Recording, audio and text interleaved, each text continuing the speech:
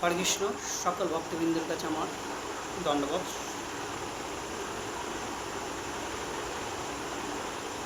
আজ আপনাদের আমি কোনো পাঠক নয়, আর কোনো অনেকটাই আমি মন বুদ্ধি কম, অনেক তুচ্ছ, অনেক বড় বড় জ্ঞানী বক্তৃতা আছে। তাই আজ আমি আপনাদের কাছে শ্রীমদ্ ভগবদ্গীতা যথাযথ দ্বিতীয় অধ্যায় সংখ্যাযোগ আমি আপনাদের কাছে একটা শ্লোক পাঠ করে শোনাব। শ্লোক নম্বর 66। আমরা শ্রীমদ্ ভগবদ্গীতায় ভগবান শ্রীকৃষ্ণ বলছে, সুখ সমৃদ্ধি কোথা? আমরা সবাই সুখের পিছনে দৌড়াচ্ছি, শান্তির পিছনে দৌড়াচ্ছি। প্রকৃত সুখ শান্তি কোথায় সেটা ভগবান শ্রীকৃষ্ণ গীতাতে আমাদের বলে গেছেন যে কোথায়। তাই চলুন আমরা একটু পড়ে নেব। ভগবান বলছে, যে ব্যক্তি কৃষ্ণ ভাবনায় যুক্ত নয়, ভগবান বলছেন যে ব্যক্তি কৃষ্ণ ভাবনায় যুক্ত নয় তার চিত্ত সংযত নয়, তার চিত্ত সংযত হতে পারে না। ভগবানের চরণে যতক্ষণ না আমরা আত্মসমর্পণ করতে পেরেছি ততক্ষণ আমরা সংযত করতে পারবো না আমাদের চিত্তকে। তাই তার পারমার্থিক বুদ্ধি থাকতেও পারে না, তার পারমার্থিক বুদ্ধি থাকতেও পারে না।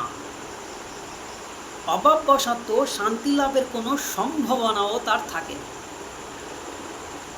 যা অভাববশত তার শান্তি লাভেরও কোনো সম্ভাবনা থাকে না। আর শান্তি ব্যতি রেখে কীভাবে আমরা সুখের খুঁজতে পারি বা সুখ লাভ করতে পারি?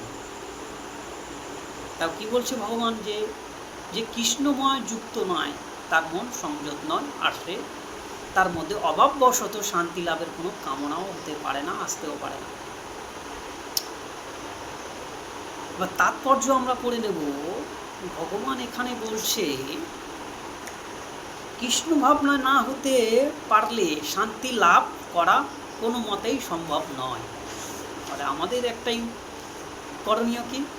সদা সর্বদা কৃষ্ণকে আমরা স্মরণ করব। কৃষ্ণ যেটা যার কৃষ্ণ পদচরণবিন্দে আমরা পড়ে থাকব,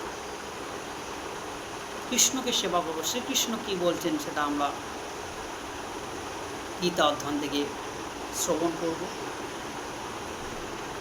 এই গীতা অধ্যয়ন শ্রবণে আমরা অনেক কিছু জীবনে চলার সুখ শান্তি আমরা ফিরে পেতে পারি। তাই সবাইকে বলবো একটাই, যে আপনারা গীতা অধ্যয়ন করেন, অন্তত একটা শ্লোক অধ্যয়ন করেন। তাই এটা বুঝতে পারবেন। হরি বল, জয় শ্রীকৃষ্ণ।